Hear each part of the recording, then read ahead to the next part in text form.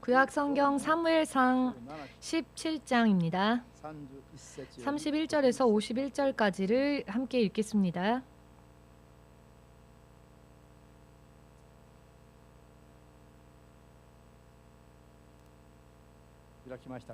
다 찾으셨습니까? 함께 소리내어서 읽겠습니다. 후기 다윗의 한 말을 듣고 그것을 사울에게 고하였으므로 사울이 다윗을 부른지라. 다윗이 사울에게 고하되 그를 인하여 사람이 낙담하지 말 것이라. 주의 종이 가서 저 블레셋 사람과 싸우리이다. 사울이 다윗에게 이르되 내가 가서 저 블레셋 사람과 싸우기에 능치 못하리니 너는 소년이요 그는 어려서부터 용사임이니라. 다윗이 사울에게 고하되 주의 종이 아비의 양을 지킬 때에 사자나 곰이 와서 양떼에서 새끼를 움키면 내가 따라가서 그것을 치고 그 입에서 새끼를 건져내었고 그것이 일어나 나를 해하고자 하면 내가 그 수염을 잡고 그것을 쳐 죽였었나이다. 주의 종이 사자와 곰도 쳤은즉 사시는 하나님의 군대를 모욕한 이 할례 없는 블레셋 사람이리이까. 그가 그 짐승의 하나와 같이 되리이다. 또 가로되 여호와께서 나를 사자의 발톱과 곰의 발톱에서 건져내셨은즉 나를 이 블레셋 사람의 손에서도 건져내시리이다. 사울이 다윗에게 이르되 가라. 여호와께서 너와 함께 계시기를 원하노라. 이에 사울이 자기 군복을 다윗에게 입히고 노투구를 그 머리에 씌우고 또 그에게 갑옷을 입히매 다윗이 칼을 군복 위에 차고는 익숙치 못함으로 시험적으로 걸어보다가 사울에게 고하되 익숙치 못하니 이것을 입고 가지 못하겠나이다 하고 곧 벗고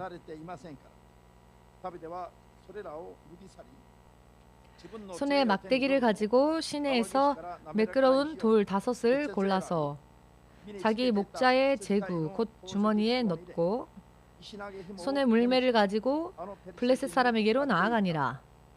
블레셋 사람이 점점 행하여 다윗에게로 나아오는데 방패든 자가 앞섰더라. 그 블레셋 사람이 둘러보다가 다윗을 보고 업신여기니 이는 그가 젊고 붉고 용모가 아름다움이라. 블레셋 사람이 다윗에게 이르되 내가 나를 괴로 여기고 막대기를 가지고 내게 나아왔느냐 하고 그 신들의 이름으로 다윗을 저주하고 또 이르되 내게로 오라. 내가 내 고기를 공중의 새들과 들 짐승들에게 주리라. 다윗이 블레셋 사람에게 이르되 너는 칼과 창과 단창으로 내게 오거니와 나는 만군의 여호와의 이름 곧 내가 모욕하는 이스라엘 군대의 하나님의 이름으로 내게 가노라. 오늘 여호와께서 너를 내 손에 붙이시리니 내가 너를 쳐서 내 머리를 베고 블레셋 군대의 시체로 오늘날 공중의 새와 땅의 들 짐승에게 주어 온 땅으로 이스라엘에 하나님이 계신 줄 알게 하겠고 또 여호와의 구원하심이 칼과 창이 있지 아니함을 이 무리로 알게 하리라. 전쟁은 여호와께 속한 것인즉 그가 너희를 우리 손에 붙이시리라. 블레셋 사람이 일어나 다윗에게로 마주 가까이 올 때에 다윗이 블레셋 사람에게로 마주 그 항우를 향하여 빨리 달리며 손을 주머니에 넣어 돌을 취하여 물매로 던져 블레셋 사람의 이마를 치매 돌이 그 이마에 박히니 땅에 엎드러지니라. 다윗이 이같이 물매와 돌로 블레셋 사람을 이기고 그를 쳐 죽였으나 자기 손에는 칼이 없었더라. 다윗이 달려가서 블레셋 사람을 밟고 그의 칼을 그 집에서 빼어내어 그 칼로 그를 죽이고 그 머리를 베니 블레셋 사람들이 자기 용사의 죽음을 보고 도망하는지라. 아멘. 주되신 하나님, 오늘도 주님께서 우리에게 허락하여 주신 이름 예수님의 이름, 그 예수님의 이름 이외에는 온 천하 사람에게 영원한 생명과 구원을 허락할 수 있는 신이 없음을 그리고 오직 예수님만이 구원주 되시며 오직 예수님만이 영원히 모든 사람의 인생을 보장하실 수 있는 살아계신 하나님 되십니다. 또한 그 이름을 믿으면서도 지금까지 우리는 너무나도 약하게 연약함으로 인해 하나님의 자녀라 말하면서도 흉하게 결박에 잡힌 채 살아왔던 모든 나날들 그리고 불신의 나날들을 회개합니다. 진실로 하나님의 자녀로서 하나님께서 약속하여 주신 믿는 자의 권세가 함께하는 하나님의 자녀다운 믿음 생활이 오늘 이 시간부터 시작되어질 수 있도록 도와주시옵고 약속되어진 말씀 가운데에서 하나님의 온전하신 자녀로서 뜨겁게 강하게 크게 거듭날 수 있는 시간 될 수 있도록 마지막까지 한 사람 한 사람을 깨닫게 하여 주시옵소서. 예수 그리스도의 이름으로 기도드리옵나이다. 아멘. 할렐루야. 할렐루야.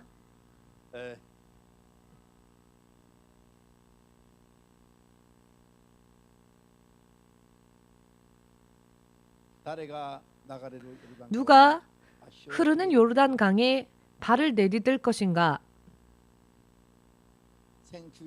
1998년 1월 중순경부터 약 한 달이라는 시간 동안 셀 수 없을 정도로 너무나도 많이 들려왔던 성령의 음성은 흐르고 있는 강물에 그 강을 열어주시고 그 가운데 길을 내주시는 게 아니라 그 흐르는 강에 발을 내디디면 떠내려가 죽을 수밖에 없는 그 강에 누가 발을 내디딜 것인가? 끊임없이 성령은 저에게 물으셨습니다. 저의 마음속에 성령께서는 이 질문을 계속 던지셨습니다. 이 질문을 들을 때마다 만일 저희로 족하시다면 저희가 하겠습니다. 라고 하는 고백을 셀 수 없게 하나님은 많이 하게 하셨습니다. 그리고 시작되어진 교회 개척의 길은 전 재산이 2만 앵이었는데요. 그 2만 앵으로 교회를 개척하라. 이것은 사실 하룻밤 저녁값도 안 되는 어떻게 보면 그럴 수 있는 비용이죠. 저와 사모님이 예전에 예수님 믿기 전에 술 마시면 하룻밤에 2만 앵은 얼마든지 쓸 수 있었는데요. 그런데 그 당시 저희가 가지고 있었던 전 재산인 2만 앵, 그 2만 앵을 가지고 교회를 개척하라 하셨습니다. 자, 그렇다면 2만 앵이 있으니까 개척이 되어졌을까요? 그 2만 앵의 저력이었을까요? 아니죠. 우리에게 교회 개척을 명령하신 주의 성령의 음성을 청종한 그 믿음의 결과로 지금 여러분과 제가 이렇게 만날 수 있게 된 것입니다. 2만 앵이 있었기 때문에 교회가 시작되어진 것이 아니라 혹은 20만 앵이 있어서 교회가 개척되어지는 것도 아니며 이와 같은 돈의 그 금액의 크기가 아닙니다. 다만 주의 성령의 음성을 청종하였던 결과라는 것을 저는 확신하고 있습니다. 그렇게 시작되어진 교회의 개척은 마치 아무것도 보이지 않는 그런 상황이었습니다. 도울 사람도 없거니와 재력도 없었습니다. 그러나 몰려오는 사람들은 노숙자들 뿐이었지요. 노숙자분들은 매주 늘어나기 시작해서 매주 늘어나기 시작해서 정말로 언제 잠을 잘 수 있는 시간이 있는가 싶을 정도로 매일매일 힘든 그런 상황 속에 처해 있었습니다. 그러나 일주일 동안 4일을 공원에서 집회를 했습니다. 노숙자분들을 전도하기 위해서. 주일이 되면 교회로 노숙자분들을 초대하였고 화요일, 수요일, 목요일은 여기저기 공원에서 각각 각처의 공원에서 공원 전도 집회를 했습니다. 비가 많이 오는 이 열도 땅, 이 일본에서 자주 비가 오고 또 자주 태풍이 찾아오는 이런 기상 상태 속에서 왜 우리에게 하나님은 집회를 시키셨을까? 비를 멈추게 하시고 왜 태풍을 막아주지 않으실까? 이렇게 불평불만을 말한 적도 없었습니다. 비가 오면 비가 올 때까지 기도하였고 태풍이 온다 하면 태풍의 경로가 바뀌어질 때까지 기도했습니다. 그렇게 기도하면서 힘든 이 상황과 환경을 통과하면서 그러나 오히려 이와 같은 상황 속에서 살아 역사하시는 하나님을 체험할 수 있게 되었고 할렐루야. 우리가 집회를 하는 장소에 집회하는 시각에 태풍이 직격한다라고 하는 기상청의 예보가 있었지만 기도하면 반드시 그 태풍의 진로가 바뀌곤 했습니다. 엄청나게 많이 내리던 비도 마이크를 잡고 설교하는 시간이 되면 90% 이상 비가 멈췄습니다. 마이크를 잡는 순간까지는 비가 계속 내리는 그런 때도 있었습니다. 그러나 기도하고 설교를 시작하면 비가 어느덧 멈추고, 그런데 설교가 끝나면 어느새 다시 비가 내리는, 설교 전후에는 비가 내립니다. 그런데 설교 시간대에만 비가 멈추는 이런 경험들도 많이 했습니다. 물론 가끔은 비에 젖으며 설교를 한 적도 있었습니다만, 그러나 대부분 비가 온다 할지라도 설교할 때만 되면 하나님은 비를 멈춰주셨습니다. 그리하여 이 모든 상황을 하나님은 보고 계신다라고 하는 것을 온몸으로 느낄 수밖에 없는 여러분들은 목사님이 기도하여서 비가 멈췄습니다 라고 간증하면 할렐루야 라고 하시죠. 그러나 여러분, 할렐루야 하고 그만이지만 그 비가 멈출 때까지 기도해야 하는 목사님의 심정은 최고가 아니라 정말 죽을 것 같습니다. 죽을 것 같이 고통스럽습니다. 하나님께서 함께하여 주시지 않으면 이런 일을 해보아도 의미가 없지 않습니까? 하나님이 함께해 주시는 집회가 아니라면 아무 의미가 없기 때문에 하나님이 함께 해주신다는 표적을 보여주십시오. 하나님이 함께 하신다. 자, 하나님의 일을 한다고 해도 하나님이 함께 하시는 그런 표적이 없다면, 하나님이 함께 해주시지 않는 집회라면 의미가 없지 않습니까? 그런데 비가 올 때는요, 그 오는 비를 바라보자면 절대로 멈출 것 같지가 않습니다. 그래서 초창기에는 여러 많은 전화를 받기도 했습니다. 신 목사님, 비가 오면 집회는 캔슬입니까? 비가 와도 집회를 합니까? 이런저런 질문. 그러나 비가 온다고 해서 집회를 중지한다면 1년의 3분의 1은 아마 집회를 하지 못했을 것입니다. 그러나 비가 오건 태풍이 오건 어떠한 일이 일어나건 돈이 있건 없건 관계가 없었습니다. 쉬지 않고, 다만 쉬지 않고 하나님께서 길을 열어주실 때까지, 하나님께서 역사하여 주실 때까지 진실로 이대로 죽어도 좋다라고 하는 각오로, 그런 기분으로 계속 기도를 해왔지요. 그리고 결과적으로 그런 고통스러운 상황을 통과하면서 믿음이 강하고 또 견고해지기 시작했습니다. 무슨 일이 있어도 두려워지지 않게 되었습니다. 처음 초창기 때에는 노숙자 여러분들이요, 초창기 전도 집회를 할 때에는 노숙자분들이 양의 무리처럼 온순하지 않았고 모두가 염소같이 마치 뿔이 솟은 그런 염소들처럼 말입니다. 계속 사람을 찌르는 겁니다. 술 마시고 술 주정하고 난동을 피우고 형무소에서 들락날락거리는 그런 어떤 흉한 사람들만 많았죠. 그래서 몸으로 다시 부닥치면서 기도하면서 정말 한이 없는 그런 상황이었습니다. 한이 없다 싶을 정도로 가는 곳곳마다 노숙자분들이 싸우는 겁니다.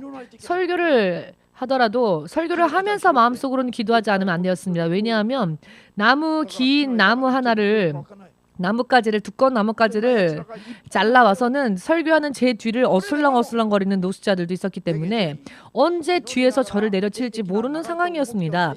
그래서 설교를 하는 도중에도 영적인 흐름을 제압하면서 기도하면서 하나님을 의지하면서 하루를 마치 천일과 같이, 하루가 첫날처럼 그와 같은 기분으로 견뎠습니다. 하루가 첫날처럼 길었습니다. 길게 느껴졌지만, 그러나 한 번이라도 이러니까 저러니까 라고 하는 상황을 핑계로 하여서 오늘은 쉬자라고 한 적이 한 번도 없었습니다. 그때마다 또 기도하고 또 기도하고, 그러나 기도하면 반드시 승리를 했습니다. 여러 많은 일들이 있었지만은 기도하면 반드시 넘어갔습니다. 어떤 때에는 사용하고 있었던 교회 그 빌린 예배당에서 그 건물 주인이 나가라고 하여서 쫓겨나서 남의 빌딩에 몰래 숨어 들어가서 말입니다. 남의 건물입니다. 나중에 생각해 보니까 불법 침입이죠. 물론 비어있는 건물이었습니다만은 그 당시 사사키상이라고 하는 분이 그 건물에 임대를 하고 있었습니다. 그 건물의 그 한 층을 빌렸기 때문에 그 나머지는 비어 있는 그곳에 저희를 불러서 말입니다. 그래서 예배도 드리고 그곳에서, 그러나 나중에는 그것조차 할 수가 없어서 신주쿠 중앙공원에서 주일 예배를 8개월 동안 드렸습니다. 이런 고난을 통과하면서도, 이런 고난 속에 있으면서도 왜 하나님께서 우리를 이렇게 비참하게 하실까? 왜 하나님은 왜 이렇게 믿는 우리를 이렇게 하실까라고 원망한 적이 한 번도 없습니다. 우리는 언제나 마침내는 반드시 좋아질 것이다. 우리는 절대로 이것으로 망하지 않는다. 절대로 하나님은 우리를 좋게 하신다. 이것이 끝이 아니다. 다만 지나가는, 거쳐가는 과정일 뿐이다. 라고 생각을 하였고, 또 그것에 대한 확신을 가지고 있었기에 의심하지 않았습니다. 그리고 공원에서 예배를 드리면서도 성가대 등등 모든 예배에 필요한 요소들과 형식들과 절차들을 다 했습니다. 그런데 성가대는 연습할 곳이 없었기 때문에 봉고차 안에서 성가대가 연습을 하기도 하였고요. 공원에 모여서 연습을 하기도 하였습니다. 히로시상은 그때부터 참 열심히 해준 스텝이지요.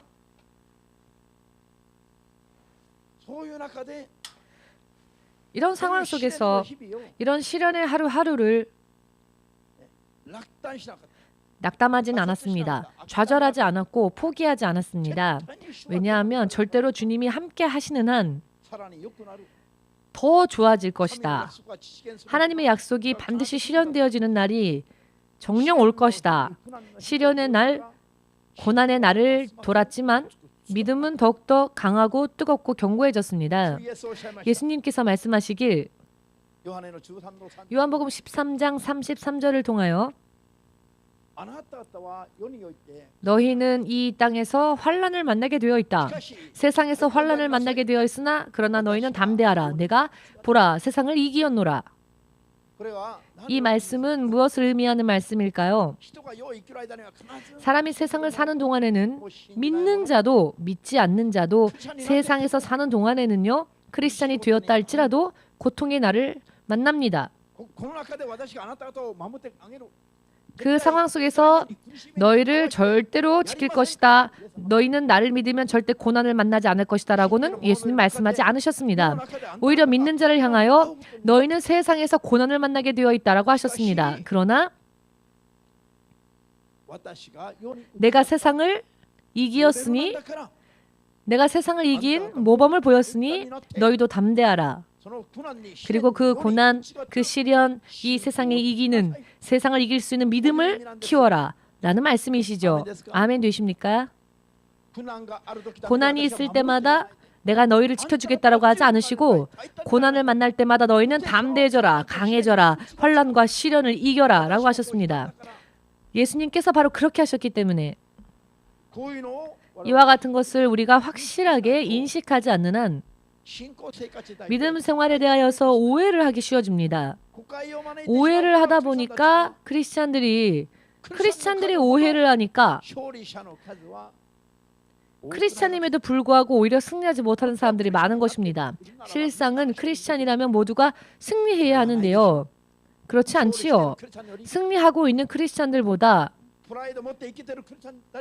자존심을 가지고, 크리스찬의 자존심을 가지고 승리하며 사는 사람들보다 매일매일 허덕이면서 왜 이러지? 왜 그럴까? 왜 나에게? 왜 이렇게 의문만 던지면서 납득하지 못하는 삶을 사는 크리스찬들이 더 많은 이유는 왜일까요? 이와 같은 법을 모르기 때문입니다. 예수님께서는 말씀하셨습니다. 너희가 나를 믿으면 너희가 사는 세상이 천국으로 변할 것이다 라고는 약속하지 않으셨습니다. 설령 예수님을 믿었다 할지라도 우리가 사는 이 세상은 세상입니다. 이 땅은 고난을 만날 수밖에 없는 장소입니다. 그렇기 때문에 마음을 강하게 하고 담대하고 믿음으로 이겨라 라고 하셨습니다. 이와 같은 환난과 고난은 하나님께서 당신의 자녀들을 양육하시고 훈련시키시기 위하여서 하나님께서 허락하신 환경이라는 것입니다. 하나님께서 이 모든 고난도 허락하셨다는 것입니다. 언제 이런 힘든 나날들이 끝이 날까? 여러분, 언제 끝날까? 빨리 끝났으면 좋겠다라고 생각하시는 분이 계시면 손 들어 보십시오. 그렇다면 천국 가야 합니다. 그분은 지금 바로. 지금 빨리 천국 가야 합니다.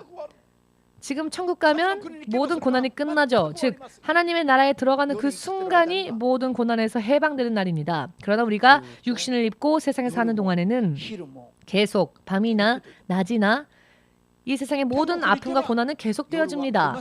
그러나 천국에 가면 밤이 없지요. 환한 낮만 있을 뿐입니다. 그러나 세상을 사는 동안에는 낮이 있지만 밤도 있습니다. 그 밤과 낮이 계속 바뀌는 것이 멈추지 않지요. 이 말씀의 뜻은 고난도 계속되어진다는 것입니다. 이 고난의 나날들을 우리가 어떻게 인식해야 하며 크리스찬들이 어떻게 살아야 하느냐, 바로 이것으로 인해 실패자와 승리자를 가르는 기준이 된다는 것입니다. 할렐루야. 아멘. 신 목사님이 주의 종으로 부름을 받고 초창기 어떤 예언의 은사를 받으셨다는 분으로부터 들은 말이 있습니다. 당신은 평탄한 길을 걷는 종으로 부름받았습니다. 당신은 평탄한 길을 걸을 것입니다. 기분이 나쁘지 않았습니다. 평탄한 길을 걷는 주의 종이라고 하니까. 그렇기 때문에 처음에는 이런 영적인 것을 잘 알지 못했을 때에는 처음 잠깐 동안은 저도 착각을 했습니다. 아, 나는 이 주의 종을 하나님을 따라 살기로 결심만 하면 저절로 길이 평탄하게 열려서 그냥 그 열린 길을 걷기만 하면 되는 거구나. 아무것도 하지 않고 그러면 되는 거구나. 거의 나는 고생하지 않겠구나. 나는 계속 승리만 하겠구나 라고 생각을 했습니다. 그러나 막상 주의 종으로 부름을 받고 훈련이 시작되어지니 평탄한 길은커녕 바닥으로 떨어졌습니다. 아니, 이것은 정말 지금까지의 내 삶의 방식, 내 삶 가운데에서 한 번도 상상조차 할 수 없었던, 먼저 자존심이 구겨지고 밟히는 일부터 시작되어졌죠. 훈련이. 너에게 자존심이 있니? 어디에 자존심이 있니? 자존심도 바닥으로 내팽개쳐졌고 바로 거기서부터 훈련이 시작되어졌습니다. 그리고 돈, 재물, 돈을 의지하는 삶. 저는 유학생이었어도 꽤 많은 수입이 있었습니다. 장학금도 있었고 아르바이트도 했기 때문에 유학생임에도 불구하고 몇십만 행의 수입이 한 달에 몇십만 행의 수입이 있었기 때문에 사모님과 자주 마시러 다녔죠. 학생인데도 하룻밤 술값으로 20만 행 쓴 적도 있습니다. 사모님하고 같이. 물론 돈이 많은 사람들에게 보면 하루에 20만 엔 쓴 게 아무것도 아닐 수 있겠지만 유학생의 입장으로는 큰 돈이죠. 그러나 돈의 훈련을, 재물의 훈련을 시작을 받게 되었더니 이제는 자존심도 짓밟히고 돈이 없어도 오직 하나님을 의지하여 사는 훈련이 시작되어지고 도대체 평탄한 길이 어딨어? 아무런 어디를 봐도, 어디를 둘러봐도 앞을 보고 뒤를 보고 옆을 보고 오른쪽을 보고 왼쪽을 봐도 평탄한 길이 없었습니다. 마치 겉모습으로만 판단한다면 하나님께 버림받았나? 하나님이 함께 하시지 않나? 라고 하는 길을 여러 많은 의미에서 하나님은 걷게 하셨습니다. 당시 저를 알고 있었던 사람들은 심원석이라고 하는 사람이 심원석이 일본 가서 망했구나. 심원석이 일본 가서 망했다. 공부를 너무 많이 하다가 머리가 이상해져서 공원에서 산단다. 라고 하는 소문이 퍼졌습니다.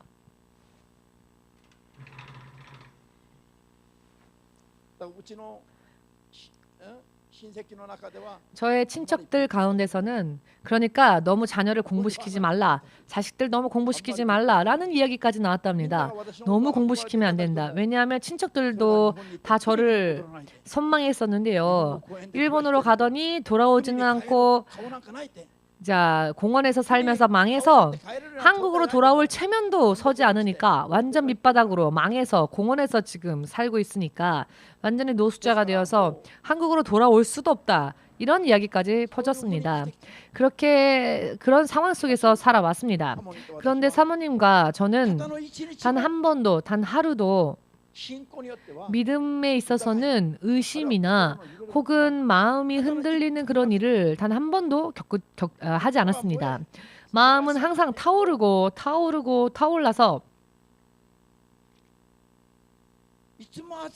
언제나 마음은 뜨거웠습니다. 밤이나 낮이나 관계없었습니다. 몸이 더 이상 움직일 수 없을 정도로 때로는 사모님이 더 이상 못 걷겠다. 시간을 보니 벌써 새벽 4시경이 되어서 그때까지 전도 집회를 위해 필요한 쌀과 노숙자들을 먹일 식량을 사기 위해서 전단지를 집집마다 돌리는 아르바이트를 했었거든요. 새벽 4시까지 아르바이트 하면서 저희가 소망했었던 거는 돈이나 사람이 아니었습니다. 눈에 보이는 환경을 소망하지 않았습니다. 비가 오면 비가 멈출 때까지 기도하고 태풍이 오면 태풍의 길이 바뀔 때까지 기도하고 더 이상 이 이상 시간적인 문제도 육체의 체력의 문제가 있어서 더 이상 할 수 없다 할 정도까지 다 했습니다. 사람이 하는 말에 귀를 빌려준 적이 없습니다. 찌르는 사람이 있으면 그냥 찌르는 대로, 집 밟는 사람이 있으면 그냥 집 밟히는 대로 무슨 일이 있어도 육적으로 생각하지 않았습니다. 하나님의 관점으로 하나님이라면 이럴 때 어떻게 하실까? 어떻게 하길 원하실까? 이 상황은 우리에게 무엇을 의미할까? 이 고난은 우리의 어떠한 부분을 훈련시키려 하시는 걸까? 어떤 일이 생기면 어떻게 대응해야 할지 나를 먼저 돌아봤습니다. 상대방을 먼저 생각하고 화내고 한 게 아니라 왜 이 사람이 나한테 이렇게 할까라고 하지 않고 그런 사람이 있을 때는 우리가 어떻게 해야 할까? 항상 우리를 먼저 돌아보고 생각했고 하나님 어떻게 해야 할지 알려주십시오라고 기도했고 만약 이것으로 인해 저의 인격이 훈련되어져야 될 부분이 있다면 훈련시켜 주십시오. 하나님의 뜻은 무엇입니까? 하나님의 뜻을 이루어 주십시오. 이와 같은 사람이 눈앞에 있을 때에도 어떻게 해야 합니까? 라고 우리가 하나님 뜻에 합당하게 되기 위하여서 계속 기도했습니다. 그리고 나서 잠깐 시간이 지나고 난 후에 제가 깨달은 것은 저에게 처음 그 예언의 은사를 받았다는 분이 예언하셨을 때에 평탄한 길을 걷는 주의 종이 될 것이다 라는 말의 의미가 바로 영적인 의미에서의 평탄한 길을 걷는다는 의미라는 것을 깨달았습니다. 그렇구나. 육적으로 평탄의 길이 아니라 영적으로 평탄한 길이란 여러 많은 고난과 환란이 있다 할지라도 그 환란 속에서 믿음을 배우고 그리하여 세상이 어떻게 변하더라도 영적으로는 오직 똑바로 한 길을 즉 그 길이야말로 평탄한 길이며 그 길을 걸으면 걸을수록 흥하는 길이며 천국에 가까이 가는 길이라는 것을 확실하게 알게 되었습니다. 그래서 세상을 사는 동안에 시련과 고난이 믿는 자들에게 있어서 무엇을 의미할까? 이것을 확실하게 볼 수 있게 되었습니다. 할렐루야. 그리고 그것은 고난과 시련을 만났을 때에는 하나님, 당신은 왜 어찌하여서 하나님께 의문만을 품고 원망하고 하지 않고 혹은 눈앞에 있는 사람의 책임으로 책임 전가하지 않고 나를 돌아보는 나 자신을 돌아보고 나 자신을 영적으로 훈련시킬 수 있는 찬스라고 생각하고 야고보서 1장 2절 말씀에 나와 있는 것처럼 시험을 만났을 때는 더할 나위 없이 기뻐해야 할 때다라는 것을 알게 되었습니다. 할렐루야. 모두 함께 여러 많은 의미에서 시련과 고난이 닥쳐올 때에는 왜라고 의심치 말고 더할 나위 없는 나를 훈련시킬 수 있는 찬스다. 나를 단련할 수 있는 내 믿음을 성장시킬 수 있는 찬스다. 내가 하나님을 만날 수 있는 찬스다. 하나님으로 인해 사는 방법을 배울 수 있는 찬스다. 그렇게 믿고 그렇게 구하면 틀림이 없습니다. 그것은 이 세상에서만 유익한 것이 아니라 이 세상을 사는 동안만 유익한 것이 아니라 영원한 하나님의 나라에 가서 영원히 살기 위해서도 유익한 이야기입니다. 아멘 되십니까? 그렇다고 해서 천국 가도 고난 만난다는 이야기가 아니고요. 이 세상에서 받았던 고난과 시련이 우리들의 믿음을 끝까지 오직 예수님의 장성한 믿음의 분량에까지 이를 수 있도록 단련시켜 주는 것이기 때문에 천국에 가서도 저 구석이 아니라 예수님의 가장 가까운 곳에 그 레벨이 높은 곳에 빛과 같이 빛나는 존재로서 영원히 살 수 있게 된다는 것입니다. 그것을 위해서 믿음을 훈련시키고 단련시키는 환경이 바로 고난과 시련인 것입니다. 때때로 금전적인 면에 고난이 올 때가 있습니다. 때로는 육신의 질병으로 건강상의 문제로 고난을 만날 수 있습니다. 때로는 가족 간의 문제, 때로는 인간관계, 대인관계에 있어서의 문제, 여러 많은 의미에 있어서 그와 같은 고난과 시련의 나날들이 우리들의 눈앞에 다가옵니다. 그렇기 때문에 그때마다 여러분은 이것으로 인해 이 시련과 고난을 통해 나의 어느 부분을 훈련시키면 될까라고 생각한다면 정답입니다. 그렇게 생각하고 받아들이지 않으면 그냥 사는 그 모든 나날들이 그냥 허무하게 지나갈 뿐입니다. 오랜 시간을 교회 다녔다 할지라도 훈련이 되어지질 못했으니 하나님으로 인해 사는 방법을 모르는 겁니다. 인생을 그냥 허비한 것만 되는 것입니다. 오늘부터는 단 하루라도, 단 한순간이라도 무언가의 사건이나 무언가 일이 일어났을 때 그것이 어떠한 의미를 가지고 있는지를 먼저 기도해 보십시오. 그리고 그것을 피하려고 하지 마시고 믿음으로 뛰어넘으려고 하실 때에 하나님의 마음이 알게 되어질 것이며 자신의 어느 부분이 잘못되어져 있는지가 보여지게 될 것입니다. 그것을 잘 준비해 나아가면 거룩하고 정결하게 연단되어질 것입니다. 오늘의 다윗을 보십시오. 다윗은 정말로 아름답고 훌륭한 믿음으로 자기의 운명을 바꾸었고 믿음으로 모든 것을 이겼고 믿음으로 이스라엘의 가장 강한 왕이 되는 믿음으로, 오직 믿음으로 왕의 핏줄이 아니었음에도 불구하고 왕의 자리에 오르는 사람이 됩니다. 다윗은 오늘 여러분들이 함께 읽은 본문 말씀은요, 블레셋 군 사령관이었던 골리앗이 40일 동안 이스라엘의 왕을 비롯하여 전 이스라엘의 백성을 향해 40일 동안 말도 안 되는 험악한 모습으로 그 신장이 3m 이상이지요.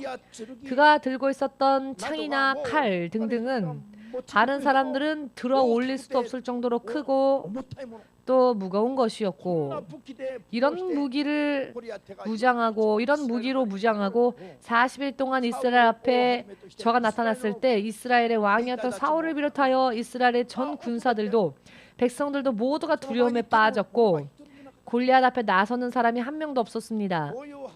이와 같은 이야기를 들었던 소년이었던 다윗이 사울 왕 앞에 나아갑니다. 여러분들이 읽으신 대로 저 블레셋 사람 때문에 두려워할 일 없습니다. 두려워하지 마십시오. 제가 가서 싸우겠습니다. 이런 이야기를 하는 소년 다윗을 보고 사울 왕이, 소년 다윗은 믿음으로 그렇게 이야기를 한 것이죠. 그때 이스라엘의 초대 왕이었던 사울은 다윗에게 뭐라고 말합니까? 전혀 믿음이 없는 이야기만 합니다. 너는 소년이고 저 골리앗은 나면서부터 용사인데 싸움 상대도 되질 않는다. 사울 왕은 이스라엘의 왕이었으나 하나님의 백성인 이스라엘을 다스리는 왕으로 세워진 사울이 오히려 하나님과 아무런 관계가 없는 이야기만, 믿음과는 관계없는 이야기만 합니다. 그저 눈에 보이는 소년의 모습이었던 다윗만 보고 너는 소년인데, 그리고 무장한 골리앗을 보고는 눈에 보이는 대로 저 사람은 나면서부터, 소년 때부터 저 사람은 용사이고 저렇게 크고 또 강한 무기들로 무장하고 있고 겉모습으로는 이렇게 판단하고 있는 것입니다. 그리고 우리는 골리앗에게 질 수밖에 없다. 우리는 누구도 골리앗을 이길 수 없다. 겉모습을 볼 때 그런 상황과 환경이니까, 즉 눈에 보이는 모습만 보지 하나님을 보는 그런 믿음의 말은 전혀 그의 입술에 없습니다. 여러분, 사울 왕은요, 훈련 없이, 시련의 날이 없이, 고난이 무엇인지 인생에 쓸고 단 경험조차 없이 어느 날 돌연히 이스라엘의 왕으로 세워진 사람이었죠.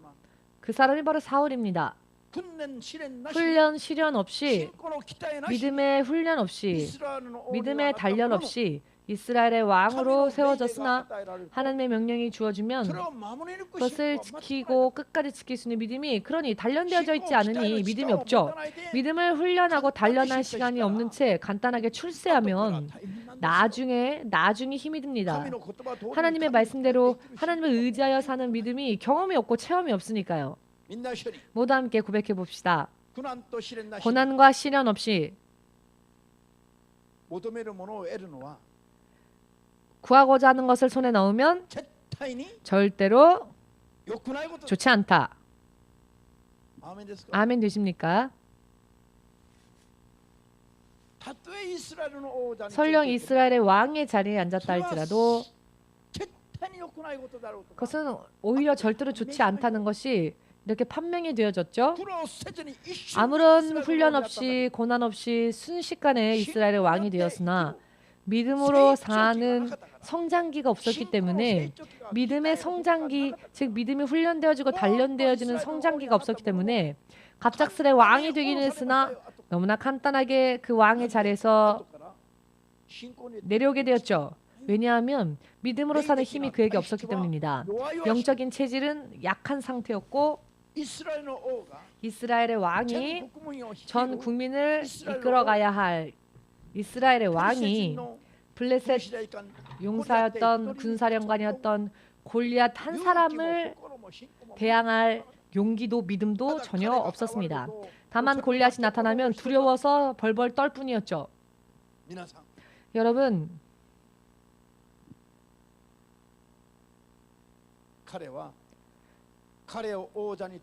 사울은 하나님께서 사울을 왕으로 세우셨으나 후에는 하나님께서 사울을 왕으로 세우신 것을 후회하셨습니다. 왜냐하면 왕의 자리에 세웠으나 믿음으로 살려고 하지 않았기 때문입니다. 하나님의 말씀을 청종하며 사는 믿음을 보이려고 하지 않았기 때문입니다. 불순종만 하였기 때문입니다. 결과적으로는 그를 왕에 세우신 하나님께서 사울을 왕으로 세우신 것을 후회하셨습니다. 믿음 없이 여러분들이 구하는 기도 제목이 너무나 간단하게 이루어지면 그것은 축복이 아니고 절대 오히려 그것으로 인해 실족되어질 수 있다는 것을 확실하게 깨달으셔서 그와 같이 간단하게 손에 넣을 것을 손에 넣으면 오히려 그것을 경계하는 믿음에 서시기를 예수님의 이름으로 축복합니다. 시련의 나날은 당시에는 시련을 만날 때는 고통스럽죠. 마치 하나님이 안 계신 것 같습니다. 그냥 나 혼자 내버려진 것 같고 고독하고 외로울 때도 많이 있습니다. 그러나 믿음으로 그와 같은 때야말로 믿음으로 견디고 그와 같은 때야말로 내 믿음의 연약한 부분이 어느 부분인지를 발견하고 보충하기 위해서 계속 기도하고 하나님으로 인해 사는 방법을 계속 배우고 또 그렇게 하기 위해서 필사적으로 노력할 때에 여러분들의 영이 성장을 하는 것입니다. 세상을 이길, 세상의 환란을 이길 믿음 위에 강하게 성장하는 것입니다. 아멘 되십니까? 하나님은 전부 이와 같은 일들을 저절로 해주시는 것이 아니라 우리가 노력하며 우리가 우리의 의지로서 성장하기 위해서 노력해야 한다는 것입니다. 노력해도 안 될 때에는 우리는 어떻게 합니까? 성령님께 그 능력을 주십사, 빌려주십사 기도하면 되는 것입니다. 기도하고 나아가면 하나님의 자녀로서 바르고 뜨겁게 믿음으로 사는 것을 구해가는 사람들을 도우시고 또 도우시기 위해서 예수님의 영이신 성령께서 여러분 한 사람 한 사람의 안에 내주해 주십니다. 믿으시기를 주 예수의 이름으로 축복합니다. 다윗이 오늘 사울 왕에게 무엇라고 대답합니까? 전혀 하나님을 의식하진 않고 믿음을 보이려고 하지는 않고 믿음의 말을 하지 않는, 단 한마디도 믿음의 말은 하지 않는 육적인 환경만 보고 말하는 사울에게 다윗이 말한 말은요, 너무나도 명확한 정답이었습니다. 왕이시여, 저 골리앗 때문에 걱정하지 마십시오. 저는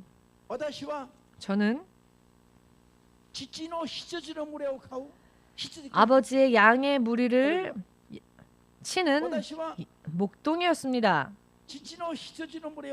저는 아버지의 양을 지킬 때에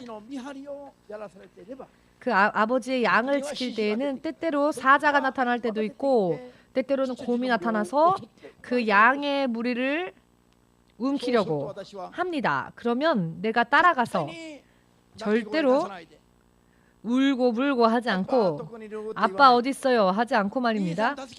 형님들 도와주세요 라고 하지 않고 오직 이스라엘 하나님을 의지하여 내가 따라가서 그것을 치고, 즉 사자에게도 대항하고 곰에게도 대항하여 이스라엘의 하나님의 능력을 의지하여 곰과 사자를 쓰러뜨렸다는 것입니다.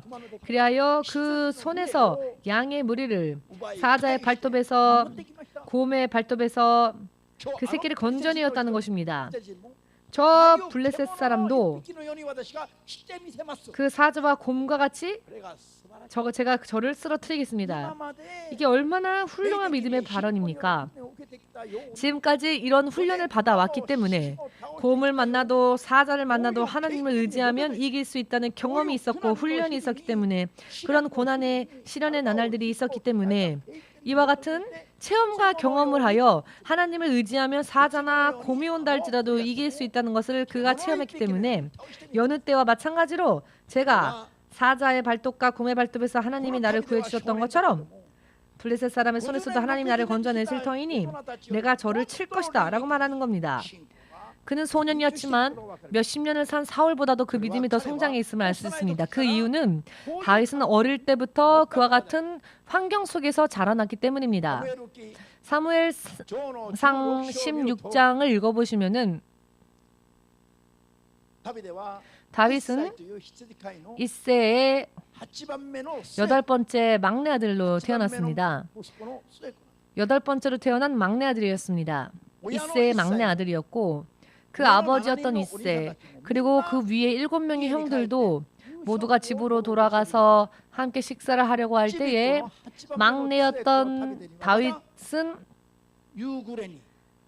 그 밤에 이제 저녁이 되어 이제 밤이 되려고 하는 그 들판에서 양을 지키도록 아버지의 명령을 받고 막내임에도 불구하고 막내니까 그 막내를 소중하게 어구절구 키운 것이 아니라 지금 말로 표현하자면 가정폭력 아닐까요? 가장 어린 막내를 밤에 밥도 못 먹게 하고 그 밤에 들판에서 사자나 곰도 나타날 수 있는 그 들판에서 양들을 지키게 하고는 부모도 형들도 다 집으로 돌아가서 저녁을 먹으려고 한 것입니다. 생각을 해보십시오. 아버지도 형들도 모두 집으로 돌아가서 저녁을 먹으려고 하는 그때조차 막내였던 다윗은 돌아올 수 없었죠. 왜냐하면 마지막까지 그 밤까지 들판에서 양의 무리를 지키라고 아버지가 형들이 말했기 때문에 그때 사자가 나타나고 그때 곰이 나타나도 홀로 다윗 혼자 있었을 때에 다윗은 울지 않았다는 것입니다. 이스라엘의 하나님께 그 능력을 도우심을 구했다는 것입니다. 그는 소년 때부터 지금의 말로 표현하자면 가정폭력과 마찬가지인 환경 속에서도 오히려 이것이 하나님을 의지하는 믿음을 키우는 단련이 되었습니다. 하나님만을 의지하여 승리하는 그런 엄격한 가혹한 훈련이 오늘날의 이 믿음의 다윗을 만들어낸 것입니다. 소년 때부터 집안에서도 귀히 여김을 받지 못했던 마치 어디서 주워온 아이처럼 말입니다. 가정폭력이라고 말할 수 있지 않겠습니까? 이런 상황 속에서 자라났던 다윗이 자신의 집 안에서도 부모보다도 형제들보다도 8번째 막내였던 다윗이 뛰어난 용사가 되었고 사울 왕의 피에 한 방울도 섞지 않은 전혀 피 한 방울도 섞이지 않았던 다윗이 사울의 왕의 자리를 다윗이 계승합니다. 진실은 실제로는 사울의 아들들이 그 왕의 자리를 계승받았어야만 했지만 사울과 아무런 혈연 관계가 없는 이 다윗이 그 왕의 자리를 계승했었던 이유는 어릴 적부터 혹독한 환경 속에서 오직 하나님만을 의지하는 믿음의 단련을 받은 결과라는 것을 믿으신다면 지금 여러분들이 끌어안고 있는 여러 많은 의미에서의 시련은 문제는 여러분은 앞으로 더욱더 하나님의 사람으로서 여러분을 키우고 있기 위한 환경이라는 것을 확실하게 깨달으시고 더할 나위 없이 기뻐하십시오. 더할 나위 없이 기뻐하십시오. 지금 문제 있으십니까? 지금 어떤 문제가 여러분들에게 있으십니까? 옆 사람이 말을 안 듣습니까? 옆 사람이 눈앞에 가시 같습니까? 눈앞에 가시? 눈에 가시 같은 사람이 있습니까? 눈에 가시 같은 사람이 옆에 있으면 그 사람을 보고 저리 가 하지 마시고 감사하십시오. 기뻐하십시오. 만져주면서 쓰담쓰담 해주면서 당신이 눈에 가시 같은 당신이 나를 훈련시키시는 하나님의 축복에 하나님께서 축복을 세팅하신 환경이군요. 지금 옆 사람에게 말해주세요. 하나님의 사람이시여. 하나님께서 보내신 사람입니다. 당신에게 감사합니다. 당신을 저는 기뻐합니다. 하나님이 나에게 보내신 당신. 눈에 가시 같은데 눈에 가시 같은 당신이지만 그러나 당신을 감사합니다. 당신으로 인해 내가 지금 훈련을 받는 찬스를 받았으니까요. 아멘. 하나님께서 준비해 주신 축복, 이런 축복을 아무런 훈련 없이 주시면 사울을 보십시오. 준비되어지지 않던 사울은 축복받고 오히려 그것으로 인해 탈락되어졌습니다. 그러나 다윗은 어릴 때부터 시련과 환난을 통과하면서 하나님으로 인해 사는 방법을 알았습니다. 평소에는 그저 어린 소년이지요. 이새의 막내 아들뿐입니다. 그러나 어떤 문제가 터졌을 때는 이스라엘을 인도하는 영적 지도자가 되지 않았습니까? 사모님과 목사님은 평소 때에는 겉으로 볼 때에는 약해 보이죠? 자상해 보이죠? 약해 보이죠? 그래요. 맞아요. 평소 때에는 굉장히 마음이 자상한 목사입니다. 마치 옆집 아저씨처럼 말입니다. 그러나 무슨 일이 생기면 오직 하나님에게만 매달립니다. 그리고 그러면 반드시 승리했습니다. 무슨 일이 생기면 절대로 사람을 의지하지 않았습니다. 무슨 일이 생기면 이스라엘의 하나님이 아니라 내 하나님, 나의 하나님을 의지하고 하나님께서 역사해 주실 때까지 계속 엎드렸습니다. 무슨 일이 생기면 그럴 때마다 아무런 일이 없을 때는 그냥 옆집 아저씨처럼 보이지만 무슨 일이 생기면 이 세상을 다스리는 궁중권세를 가진 마귀가 벌벌 떠는 영적으로 강한 주의 종이 되는 겁니다. 왜 그런 믿음이 제 안에 있을까요? 지금까지 그런 훈련이 있었기 때문입니다. 지금까지 그런 훈련이 있었기 때문에 먼저 저렇게 호랑이 같은 부인, 저렇게 기가 센 부인을 통해 저를 훈련시키시고 이 부인이 말입니다. 종으로 부름받기 전에는 얼마나 저한테 친절했는지 제 입에 뭐가 묻어있으면 자기 손으로도 닦아주고 얼마나 친절하고 저렇게 겉모습과는 좀 틀린 사모님은 마음은 따뜻한 마음이 있습니다. 마음에.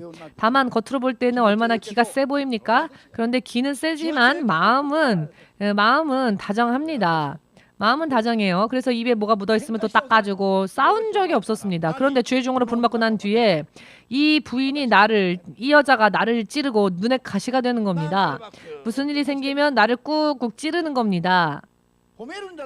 나를 칭찬해 주는 게 아니라 가장 나의 아픈 부분만 찌르는 게 사모님이었습니다. 사모님이라고 하는 훈련이 언제 끝날까? 누가 어느 쪽이 먼저 죽어야 끝나나? 아무리 생각해도 아무도 먼저 죽지 않았습니다. 지금까지.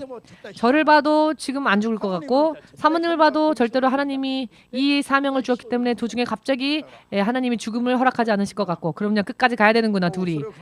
그걸 생각할 때 머리가 아팠고 그러나 사모님으로 인해 제가 가장 또 강하게 훈련을 받았습니다. 가장 가까운 곳에서 가장 저의 매일매일의 삶 속에서 꾹꾹 저의 가장 약한 부분을 찌르니까 24년 주의 종으로 부름받고 23년인가요? 주의 종으로 부름받고 23년 동안 저를 계속 찔렀습니다. 25년인가요? 그러나 25년 찔렀지만 저는 찔려서 쓰러진 게 아니라 더 강해졌습니다. 그렇기 때문에 하나님 나라에 가면 신 목사님을 위해서 가장 열심을 다해 도운 협력자는 사모님입니다. 의미를 이해하시겠습니까? 주의 종으로 부름받은 분들, 남편이 부인이 시끄럽고 지금까지하고는 틀리게 갑자기 태도가 바뀌어져서 차갑고 잔소리도 심하고 그것은 당신을 훈련하시겠다는 그런 하나님의 의미입니다. 하나님이 그 사람을 통해 당신을 훈련시키겠다라고 하시는 의미입니다. 그런 계시이기도 합니다. 눈에 보이는 계시가 바로 여러분들 주위에서 여러분을 찌르는 사람입니다. 그렇기 때문에 신학생 등등에게 제가 가끔 자주 상담받을 때에 또 듣는 이야기 중에 하나가 무엇인가 하면 목사님 이 사람이 저 사람이 자꾸 저를 찌릅니다. 자꾸 저 사람이 반발을 하고 자꾸 저 사람이 힘들게 합니다. 이 사람을 하나님이 데려가 주셨으면 좋겠습니다. 이 사람만 없으면 저는 참 잘할 수 있을 것 같은데 이 사람이 저를 자꾸 실족하게 만들고 걸려 넘어지게 합니다. 어떻게 합니까? 라는 질문을 반드시 받습니다. 자, 그러면 하나님은 뭐라 말씀하실까요? 그 사람으로 인해 너가 훈련되어지는 것이다. 그 사람이 바로 그 사람이 너의 협력자가 될 때까지 너는 오직 주님을 향해 기도해라. 그것으로 인해 너가 단련되어지고 강해진다. 그것으로 인해 너가 강해지고 너가 큰 그릇이 되면 저 사람은 자연히 바뀌어진다. 가만히 내버려둬도 바뀌어진다. 오히려 너의 협력자가 되고 너를 도와주는 자가 될 것이다. 협력자가 됩니다. 그렇기 때문에 오늘부터 가장 나에게 부닥치는 사람을 귀하게 여기십시오. 가장 나에게 심하게 부닥치는 사람이 있으면 그 사람 앞에 머리를 숙이고 나 때문에 나를 위해서 당신이 사용받고 있느라 당신도 힘들죠? 그렇습니다. 절대로 사실 인정하고 싶지 않은 이야기이기도 하지만 시간이 흘러 생각해보면 절대로 그랬습니다. 그것도요. 사모님의 입에서 이런 말이 나와요. 나를 통해 목사님이 훈련되어지는 거예요. 사모님이 다 알고 있는 것처럼 아 뭐지? 마음속으로는 그런 생각을 했습니다. 이 여자 뭐지? 라고 이미 모든 정답을 다 알고 있는 사람처럼 그러니 저를 찌르고 그 대답까지 하니까 찌르면 찌르는 것만으로도 차라리 나을 것 같은데 찌르면 그냥 참을 수 있습니다. 찌르고 나서는 나 때문에 너가 좋아지는 거야. 당신이 좋아지는 거야. 정답까지 다 얘기합니다. 그러면은 더 화가 나지요. 머리가 터질 것 같습니다.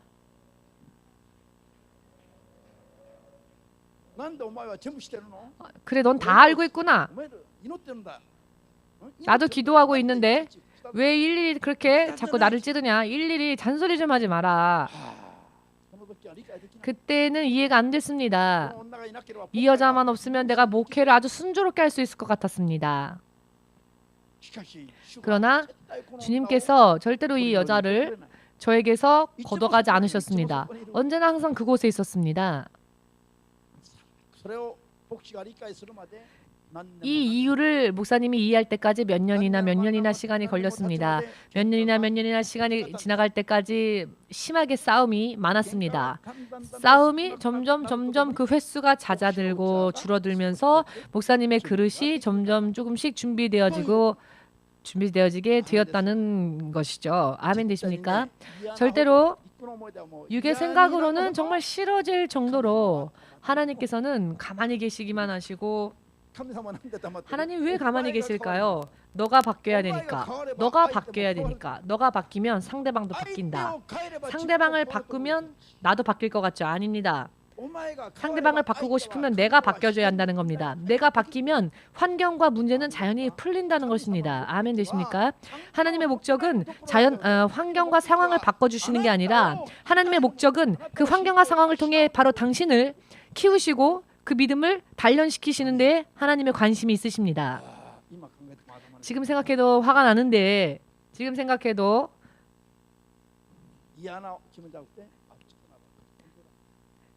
그러나 지금 그 화가 난다는 거는 기분 나쁘다라는 게 아니라 뜨거워졌다는 뜻입니다. 그렇구나. 무슨 일이 있어도 두려울 거는 하나님뿐이시지 어떠한 환경, 어떠한 상황이건 사실 저는 아무런 일이 없을 때는 자상한 어조로 이야기하지만 문제가 터질 때는 저는 칼처럼 처리합니다. 예전에 어떤 사람과 싸움을 했습니다. 제가 어떤 일본 사람과 싸움을 했는데 죄송합니다. 제가 가지고 있던 우산을 창문으로 그 창문을 향해 그 우산을 화가 나서 내리쳤더니 우산이 반으로 이게 굽혀졌는데 제가 그 화를 낸 그 상대방에게 내가 이 우산처럼 너를 그렇게 해줄까? 라고 옛날 아주 먼 옛날 일본에 온 지 얼마 안 되었을 때 일본 사람하고 싸우다가 제가 너무 화가 나서 제 손에 들고 있었던 우산을 문을 치고 그 우산을 쳐서 우산을 그 반으로 굽혀버리고 나서는 그 일본 사람을 향해 내가 너한테 당하려고 일본에 왔는 줄 알아? 이 우산처럼 너를 그렇게 해줄까? 저는 그때 믿음이 없었습니다. 그것은 나중에 생각해 보았더니 무례한 일이었고 잘못된 일이었습니다. 그것은 육적인 생각으로 한 일이었죠. 그런데 영적으로 지금 와서 생각해 보니 자, 이 세상에 무서운 게 있으면 크리스천으로서 살 수 있겠습니까? 두려운 게 있으면 목회할 수 있겠습니까? 여러분, 이 세상에서 두려운 자가 있어서는 안 됩니다. 그러나 이 세상이 아니라 하나님의 성령의 능력으로 내 믿음이 단련되어지고 훈련되어져서 아멘. 그 믿음의 결과로서 두려운 것이 없어지는, 두려운 것이 사라지는 그와 같은 훈련을 하나님은 우리를 시키시기 위하여 하나님은 여러 많은 환경, 여러 많은 고난의 나날을 여러분들에게 허락하십니다. 사람을 통해 예를 들어서 각각의 사람에 따라 그 방법이 틀릴 뿐이죠. 어떤 사람은 질병으로, 어떤 사람은 재력의 문제, 어떤 사람은 인간관계, 어떤 사람은 가정의 문제, 어떤 사람은 자존심 문제, 어떤 사람은 성격의 문제 등등. 하나님은 각각 사람의 그 훈련되어질 부분에 맞추어서 그 문제점을 통해 무엇을 의지하고 어떠한 방법으로 하여도 전혀 안 되고 마침내는 오직 주님만이 저를 도우실 분이십니다. 주님만을 의지해야 한다는 것을 깨달을 때까지 훈련시키시고 예수님을 의지하여 하나님만을 의지하면 반드시 승리하는 경험을 여러 많은 방면에서 할 수 있게 하시고 그리하여 어떠한 일이 있어도 예수님으로 인해 믿음으로 두려운 것 없는 옛날의 신목사가 아니라 목사가 되기 전에 두려울 게 없었던 제가 아니라 믿음 안에 들어와서 믿음으로 인해 하나님의 성령의 능력으로 인해 세상에는 두려울 것이 없는 그와 같은 사람으로 하나님은 우리들을 양육시키려고 하신다는 것입니다. 그와 같은 이야기가 바로 성경에 너무나도 자세하게 기록되어져 있습니다. 자세하게 기록되어져 있습니다. 할렐루야. 예전에 그 일본 사람이 말입니다. 저를 괴롭혔던 사람이었습니다. 저를 괴롭히고 마지막에는 그 보증금을 돌려주지 않으려고 합니다. 그래서 제가 우산을 내려치고 이렇게 해줄게 했더니 3분 만에 그 돈을 들고 날라왔습니다. 역시 그때 제가 어떤 생각했냐면 이 세상에서는 힘이 센 사람이 이기는구나 라는 생각을 했었는데요. 성경에는 어떻게 써져 있냐면 천국은 말의 능력으로 가는 게 아니라 천국은 능력에 있다. 믿음의 능력에 있다. 마귀와 그의 사자들에게 이 믿음의 능력으로, 이 성령의 능력으로 마귀들 앞에 이 성령의 능력을 보이고 나아가면 돌려받을 수도 없는 돈을 3분 만에 돌려받았던 것처럼 마귀에게 빼앗겼던 여러분들의 건강, 마귀에게 빼앗겼던 여러분들의 모든 문제들 전부 하나님의 성령으로 인해 간단하게 해결되어질 수 있다는 것입니다. 믿고자 원하시는 분만 아멘으로 박수를 주님에게 돌리시고 아멘 되십니까?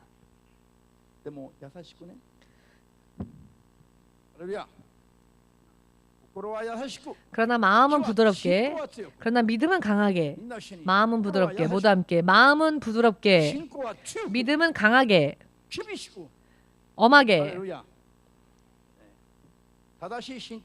바른 믿음을 만들면 여러분들은 앞으로 예수님을 믿는 것이 너무나도 즐거워질 것입니다.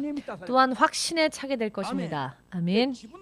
그리고 내가 승리했던 간증들을 다른 사람들에게 전할 수 있게 될 것입니다. 예수님이 살아계신 하나님이라는 것을 정말로 알게 됩니다. 지금까지 이런 믿음이 없었다면 불평만 말하고 불만만 말하고 의심만 하고 원망만 했었던 지금까지의 믿음을 회개하시고 지금의 나의 모든 처해져 있는 상황과 환경과 눈엣가시 같은 사람 등등을 그들을 향한 모든 태도들도 다 회개하시고 앞으로는 이런 상황 속에서 내가 강해지고 단련되어지는 찬스다라고 그 찬스를 붙잡으시고 붙잡은 여러분들 되시기를 예수의 이름 부르고 기도하겠습니다.